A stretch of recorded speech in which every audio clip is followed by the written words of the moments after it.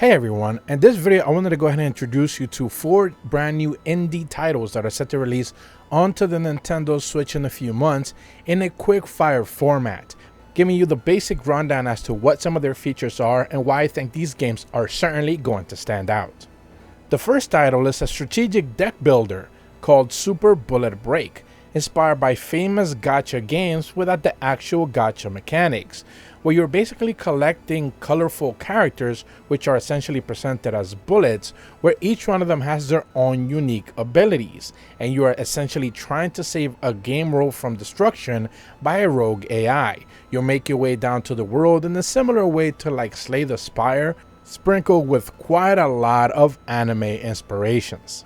The second indie title you should keep your eyes peeled for is called Idol Manager, which is set to release onto the Nintendo Switch on August 25th. This is pretty much a small manager type sim game where you're controlling a talent agency as you cultivate and train the newest generation of young pop stars, and you have to make decisions like hire and fire them and basically who you want to promote to become a star. There's quite a lot of management you have to take care of to be able to get these characters to become famous, but at the same time, not everything is gonna go as planned. So of course, in typical fashion, the game is gonna throw a whole heck of a lot of curves for you to be able to build up relationships, fame, riches, or anything in between, or you can even just have it all blown up right in your face and pretty much have your pop group fall apart altogether.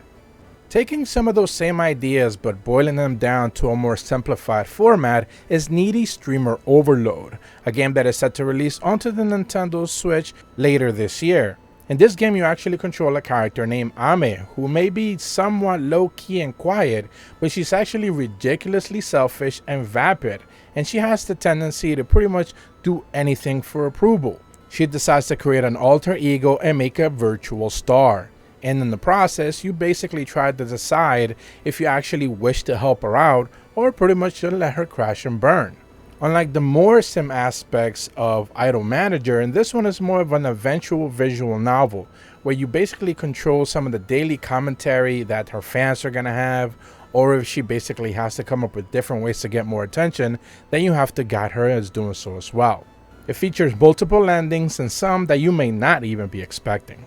The last game that I wanted to mention today is Tokoyo, the Tower of Perpetuity. This is essentially a 2D action game platformer that's constantly changing with a deceptive auto-generated dungeon crawling technique where you're basically trying to climb your way to the top by taking down monsters and overcoming traps. The twist here is that you're actually playing against other people online at some points in your experience if you choose to opt in, to give not just score chasers a reason to continually keep playing, but also anyone who's trying to make sure to make it to the leaderboards.